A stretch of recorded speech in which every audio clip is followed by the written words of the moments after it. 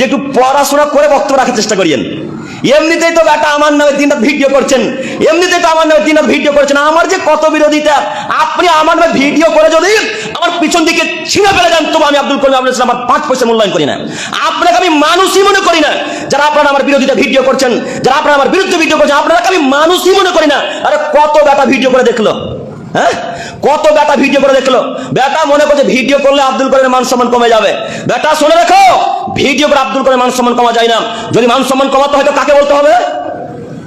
কথা বুঝেনি? মান সম্মান যদি আব্দুল করিমের কমাতে হয় তো কাকে বলতে হবে? আল্লাহকে।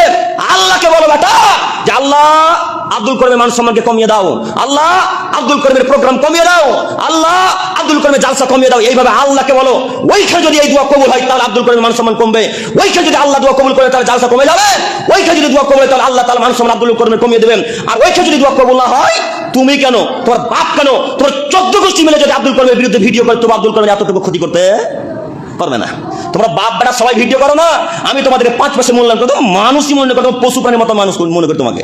তুমি কত ভিডিও করো, তুমি মনে করো কল করবো, কখনো নয়। তোমাকে আমি একবার কল করে জানাতে চাই তুমি ভিডিও করছো কেন। তুমি মনে রাখো কিয়ামতের মাঠ খুব কঠিন ও জটিল, সেদিন তোমার সাথে আমার কথা আছে। তোমাকে অনুরোধ করে যাচ্ছি, কত বেটা ভিডিও করে দেখলো আব্দুল করিম মান সম্মান কমানোর চেষ্টা করলো, কোনো মায়ের বেটা পারেনি। এতটুকু মনে রাখবেন, কমাতে হলে আল্লাহকে বলেন।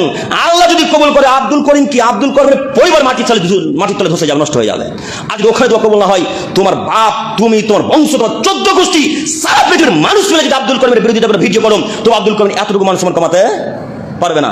যত লোক আমার বিরুদ্ধে ভিডিও করে তাদের সকলকে অনুরোধ করে বলতে চাচ্ছি, হিসাব করে চলাচল করিয়েন, হিসাব করে চলাচল করিয়েন। আপনাকে অনুরোধ জানাচ্ছি, ভিডিও করে করে করে করে কত দুর্নাম করলেন। মনে করলেন যে ভিডিও করলে আব্দুল করিম জালসাতে ডাকবে না, হ্যাঁ, তো কই পারলেন না। তো আপনাকে আমি এর আগেও অনেক দিন আলোচনাতে বলে, জালসাতেও বলেছি, ওখানে বলেন আল্লাহকে, সারা পৃথিবীর মানুষকে দোয়া করতে বলেন যে আল্লাহ আব্দুল করিম মান সম্মানকে কমিয়ে দাও না। আব্দুল করিম এত কেন জালসা করে, ওর কমিয়ে দাও। ওইখানে বলে, ওইখানে যদি দোয়া কবুল হয় তো আমার মান সম্মান কমবে, আমার জালসা কমে যাবে।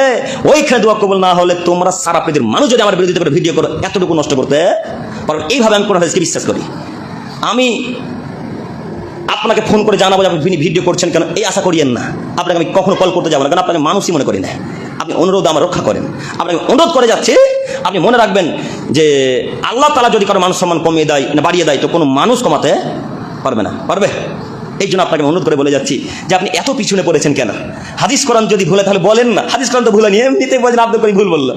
এত কোনো বেহায়া, এত কোনো নোংরা পন্থা, এত কোনো অশিক্ষিত মানুষ, জাহেলে মুরাক্কাব, অশিক্ষিত নোংরা মানুষ। আপনি জাহেল, আবু জাহেলের ছেলের মতো ব্যবহার, আবু জাহেলের মতো ব্যবহার। আপনার মতো মানুষকে আমরা মানুষ মনে করি না। কাজে আপনাকে অনুরোধ করে যাচ্ছে, আল্লাহ আপনাকে হেদায়েত দান করুক। যদি আল্লাহ হেদায়েত না দান করে, তো আল্লাহ আপনাকে মাটির সাথে করে ধরিস মিশিয়ে দেখ। সকলে বলি আমিন। আল্লাহ তুমি কবুল করো, সকলে বলি আমিন। সম্মানিত মুরব্বী।